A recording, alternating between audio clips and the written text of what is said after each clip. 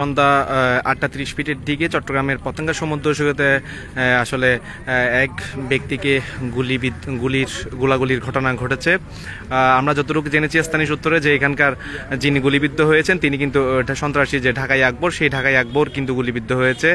এই মুহূর্তে কিন্তু ঘটনাস্থলে পুলিশ, সেনাবাহিনী এবং ডিবি সহ অন্যান্য প্রশাসনের ঊর্ধ্বতন কর্মকর্তারা অবস্থান করেছেন এবং যে স্থানে গুলি করা হয়েছে ঢাকাই সাজ্জাদকে, সেই স্থানটি কিন্তু পুলিশ ঘিরে রেখেছে। একটু আগেই কিন্তু ৮:৩০ দিকে এই এলাকায় কিন্তু গোলাগুলির একটি ঘটনা ঘটেছে। প্রত্যক্ষদর্শীরা জানিয়েছে যে কিছু দুর্বৃত্তরা মোটরসাইকেল যোগে এসে এলোপাতারি গুলি ছুড়ে এবং এই ঘটনায় ঢাকাই সাজ্জাদ সহ আশেপাশে আরও স্থানীয় একটি শিশু এবং একটি পথচারী সহ টোটাল সর্বমোট ৩ জন কিন্তু এই ঘটনায় আহত হয়েছেন।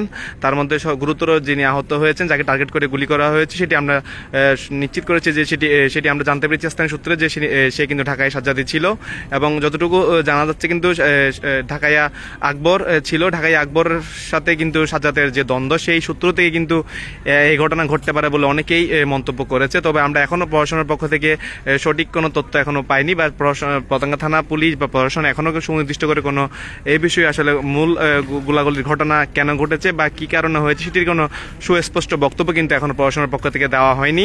তবে আহত ব্যক্তিকে স্থানীয়রা উদ্ধার করে চট্টগ্রাম মেডিকেল কলেজ হাসপাতালে নিয়ে যাওয়া হয়েছে। বর্তমানে যে আহত ব্যক্তি ঢাকাই আকবর, সেই ঢাকাই আকবর কিন্তু চট্টগ্রাম মেডিকেল কলেজে চিকিৎসাধীন অবস্থায় রয়েছে। তার শরীরে একাধিক গুলির চিহ্ন আমরা একটি ভিডিও ফুটেজে দেখেছি যে তাকে কিন্তু এলোপাতারি গুলি করা হয়েছে। ঠিক এই স্থানটি পতেঙ্গা সমুদ্র সৈকতের যে স্থানটি আপনারা দেখতে পাচ্ছেন ব্যারিকেড দিয়ে ঘিরে রাখা হয়েছে, সেই স্থানে কিন্তু আসলে তিনি বসা ছিল।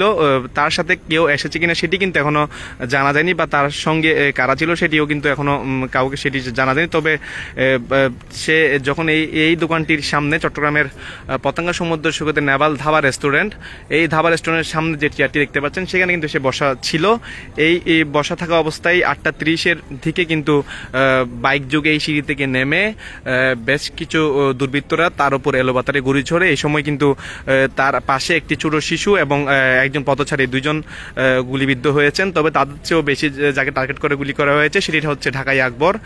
ঢাকাই আকবরকেই মূলত টার্গেট করে গোলাগুলি করা হয়েছিল, তাকে গুলি করা হয়েছিল। এরপর তারা স্থানীয় সূত্রে আমরা জানতে পেরেছি তারা গুলি করতে করতে কিন্তু বাইক যোগে আবার পতেঙ্গা সমুদ্র সৈকত ত্যাগ করে। এই মুহূর্তে পতেঙ্গা পুলিশ, পতেঙ্গা থানা পুলিশ সহ আইনশৃঙ্খলা বাহিনীদের অবস্থান রয়েছে এই মুহূর্তে এখানে। তো তাদের পক্ষ থেকে এখনো সুস্পষ্ট কোনো বক্তব্য আসলে আমরা পাইনি। তারা বলছে তদন্তাধীন, তদন্তর পর জানা যাবে আসলে ঘটনাটি কি হয়েছিল, কে বা কারা তাদের এখানে আসলে উদ্দেশ্য করে আহত ব্যক্তি যিনি ছিল গুলিবিদ্ধ তাকে গুলি করেছে, সেটি তদন্তের পর কিন্তু জানা যাবে। তবে এখনো পর্যন্ত আমরা কোনো তথ্য পাইনি কেন গুলি করা হয়েছে, কারা গুলি করেছে, সেটি প্রশাসনের পক্ষ থেকে সুস্পষ্ট কোনো বক্তব্য কিন্তু আমরা পাইনি। তবে এই মুহূর্তে থমথমে পরিস্থিতি বিরাজ করছে পতেঙ্গা সমুদ্র সৈকতে। জনমনে আতঙ্ক হয়েছে যে এই দীর্ঘদিনেই কিন্তু পতেঙ্গা সমুদ্র সৈকতে এমন কোনো ঘটনা অতীত ঘটেনি যে সরাসরি পর্যটন এলাকায় জনপ্রকাশ্যে সবার সামনে যে এভাবে গোলাগুলির ঘটনা কিন্তু এই প্রথম পতেঙ্গা সমুদ্র সৈকতে, যার কারণে কিন্তু পতেঙ্গাবাসী এবং পতেঙ্গা সমুদ্র সৈকতের ব্যবসায়ীও ঘুরতে আসে পর্যটকদের মনে কিন্তু আতঙ্ক সৃষ্টি হয়েছে। এক প্রকার থমথমে পরিস্থিতি বিরাজ করছে এই পতেঙ্গা সমুদ্র সৈকতে। আইনশৃঙ্খলা বাহিনীর পক্ষ থেকে কিন্তু এই মুহূর্তে কঠোর অবস্থান এবং নিরাপত্তা জোরদার করা হয়েছে।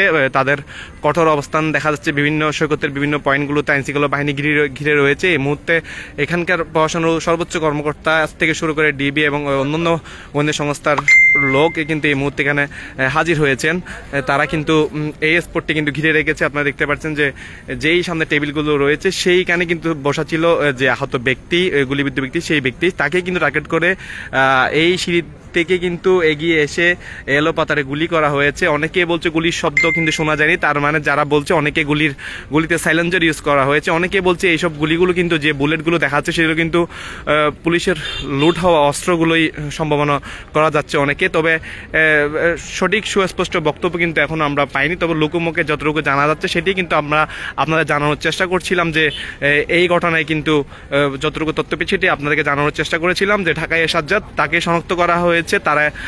তার মেডিকেলে যাওয়ার পর অনেকেই তাকে শনাক্ত করতে পেরেছে যে যিনি গুলিবিদ্ধ হয়েছে তিনি কিন্তু শিশু সন্ত্রাসী, যে ঢাকাই আকবর কিন্তু যিনি গুলিবিদ্ধ হয়েছেন তিনি ঢাকাই আকবর। অনেকে ধারণা করছে সাজ্জাদের সাথে যে কোন্দল সেখান থেকে কিন্তু এই ঘটনা হতে পারে, কিন্তু তবে প্রশাসনের পক্ষ থেকে সাজ্জাদের সাথে কি ঘটনা, সেই সূত্র ধরে কি ঘটনা হয়েছে কিনা সেটা কিন্তু এখনো সুস্পষ্টভাবে কেউই কিন্তু বক্তব্য দেয়নি, বা প্রশাসন এখনো কিন্তু সুস্পষ্ট কোনো মন্তব্য করেনি। তবে তারা বলছে তারা তদন্তাধীন পরে জানা যাবে আসলে ঘটনায় কি হয়েছে। তবে আমরা যতটুকু জেনেছি গুলিবিদ্ধ যে ঢাকাই আকবর তাকে চট্টগ্রাম মেডিকেল কলেজে স্থানীয় দোকানদাররা যারা ছিল এখানকার, তাকে গুলিবিদ্ধ হওয়ার পর সেখানে পড়েছিল এবং তাকে উদ্ধার করে দ্রুত চট্টগ্রাম মেডিকেল কলেজ হাসপাতালে নিয়ে যাওয়া হয়েছে। বর্তমানে সে চিকিৎসাধীন অবস্থায় রয়েছে।